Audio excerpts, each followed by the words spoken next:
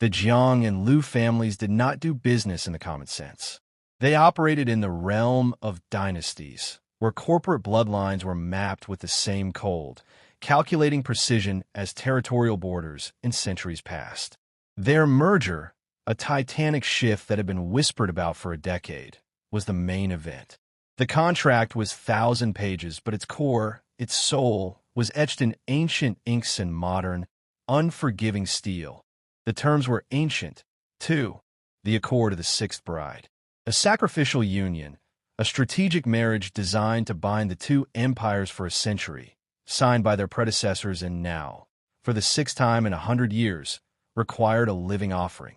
This is not a marriage, my father had told me. Not with cruelty, but with an alarming matter-of-fact resignation. It is an economic non-proliferation treaty, and you are the price. It's a fairy tale for billionaires, I had replied, my voice devoid of emotion, a tone I perfected. The monster gets the princess, or the other monster. Whichever one is the Jiang family, I forget. My father had only sighed, the sound like a brittle autumn leaf. Ji-hoon is not a monster way. He is efficient. The wedding reception, held in the luminous heart of the city's ancient district, was a spectacle of wealth and archaic tradition. String lanterns cast a warm, golden glow on thousands of business partners, political allies, and a select few family members. The street was a sea of moving colors, but it felt like a stage play.my role was defined. I was the Jiang family's sixth bride. The altar was a long table draped in rich, gold-embroidered silk, with the crests of both families prominently displayed. Standing opposite me was Ji-hoon. My husband, he was all dark edges and polished surfaces, in a tailored black suit that made me feel painfully out of place in my casual denim jacket and hoodie. His face was a masterpiece of control, impossibly handsome and absolutely empty. His eyes, the color of wet stone, seemed to assess me as if checking the inventory number on a crate. The Lu patriarch, old and frail, stood beside him, a gilded wooden chest, the contents of which I would never know, and a single black leather book, the Sixth Accord. The air was heavy, and it wasn't just the incense. When our hands were joined, his fingers were ice.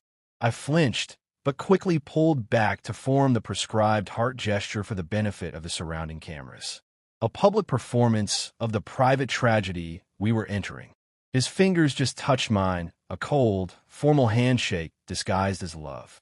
The Sixth Accord is sealed, the patriarch announced. For 100 years. A smattering of applause and a wave of camera flashes. Ji-hoon's face didn't change. I forced a smile that felt like it would crack and bleed onto the ancient cobblestones. This is all a job, you know that, I whispered. His only reply was a brief, sharp intake of breath.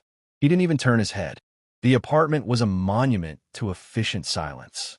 Located in the crown of a glass skyscraper, it was an immense, cold cube of white marble and black obsidian, designed by some superstar architect whose philosophy clearly embraced total sensory deprivation. Every surface was an unnerving reflection, every sound a hollow echo. I stood by the window, my new home a glowing galaxy of urban lights below. I was in a plush bathrobe, the only touch of warmth I'd felt since, well, in a long time. My heart shaped with my fingers was a muscle memory I couldn't seem to break. My new ring, a minimalist silver band that matched his, was a foreign weight on my finger. I looked down. On the stark white kitchen island, a small, glowing digital note. It was the only sign that my husband, a man I shared a bedroom with, actually existed outside of my own head. Business trip, 1 month, Ji-hoon. 1 month. We were only 3 days married. A wry, bitter laugh bubbled in my throat. I had a husband who existed primarily as text alerts. This wasn't a marriage. It was a high-end corporate long-term stay, where I was the permanent guest. I was the sixth bride, but I was living in a prison cell for 2. He just hadn't arrived yet. I looked at the ring again, and then back out at the vast, lonely city. The silence of this apartment was a physical thing, pressing against my eardrums. I was trapped in a castle built of glass and steel, with a ghost for a master. A prison cell. I whispered to the empty room. 4-2. Part 2. the unreconcilable worlds. He was gone. For a month, I learned to navigate the silence. It became my companion, my constant. I filled the space with music and the smell of oil paint. My art studio was the only room in this entire apartment that felt alive. It was tucked in a corner, a mess of canvases, paint tubes, and scattered brushes. Here, I wasn't Wei Jiang, the commodity. I was a creator, a world of color in a sea of monochrome. Live from the color box, I announced to the tiny camera on my easel, a genuine, joyful smile playing on my lips. It was a new post for my channel, the only connection I had to a reality I actually wanted to belong to. Below the frame, a few tiny heart emojis, identical to the ones at our wedding, floated up in a stream, but these felt real. I was working on a piece, a violent swirl of blue and gold. The brush strokes were manic, a desperate attempt to capture the chaotic beauty I saw in my mind, a beauty that had nothing to do with contracts or strategic partnerships. I was covered in paint, my hair a mess, and I was happy. In the small frame of the live stream, I saw a reflection of my new ring. It caught the light, a reminder. I ignored it and kept painting. I had to create, or I would vanish into this gray silence. On the other side of the glass wall, in the heart of the corporate district, Ji-hoon was ruling his empire. I saw pictures online, meetings, product launches. He was a force of nature in a three-piece suit. The split in our world was absolute. He sat at a massive, polished boardroom table, surrounded by stern-faced executives, pointing to a data projection of corporate logos. His face was impassive, immovable. He looked like the god of spreadsheets, and I was just a line item that had been settled. Caption: Jiang-Lu Alliance Quarter Report. Efficiency up 14%. Our lives never touched. We were parallel lines, existing in the same infinite space, bound to never intersect except at the single, formal point of our marriage. He had his empire. I had my colors. They never touch. The realization, as I dabbed a final, angry slash of crimson onto the canvas, was a physical blow. Part 3. The long, silent dinner. The 1-month business trip was the first of many. It was a pattern. He would return, and the apartment would fill with the oppressive weight of his presence, only to become even more hollow when he left. We did not talk. We shared meals because we were two adults who needed sustenance, but they were devoid of any interpersonal connection.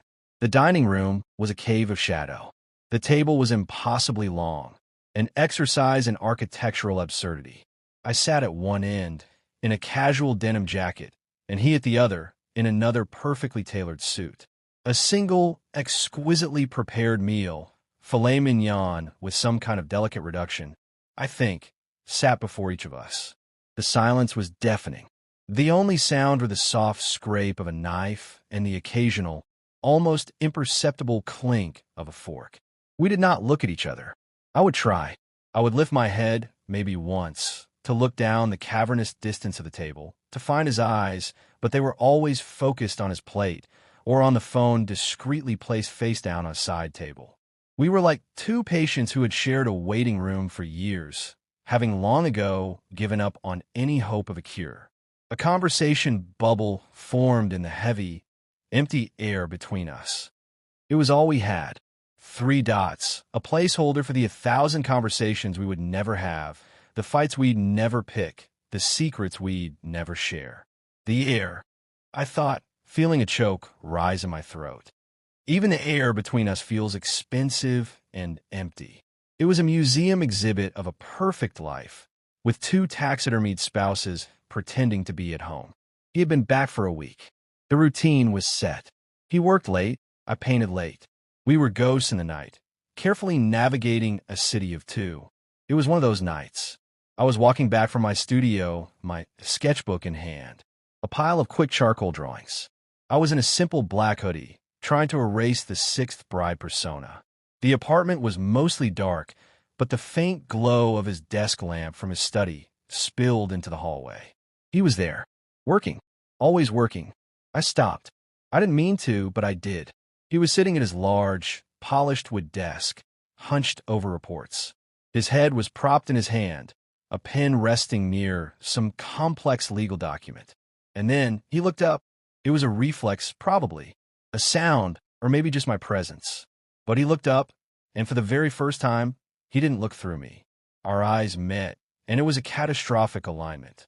I saw the exhaustion etched into his features, a vulnerability I hadn't thought him capable of. His expression didn't break into a smile or a grimace of annoyance. It was just flat, neutral, like a mirror in a dark room. It was a flicker of something. I couldn't put my finger on it. His thought bubble, hovering for a moment, was a question. Maybe just a glimmer? The question hit me like a physical punch. Was I searching for meaning where there was only emptiness? Was I that desperate for a connection? No. I pulled myself back hard. It's just a job. A tiny, subtle, golden heart, an echo of the ones at our wedding, flickered into existence in the dark space between us. But it was weak, a shadow of the real thing. A ghost heart. He turned back to his paperwork. I walked past, not stopping. The agreement was signed. We were parallel lines. We were two contracts. There was no love. Only the accord of the sixth bride. Only a job. And I was the sixth price.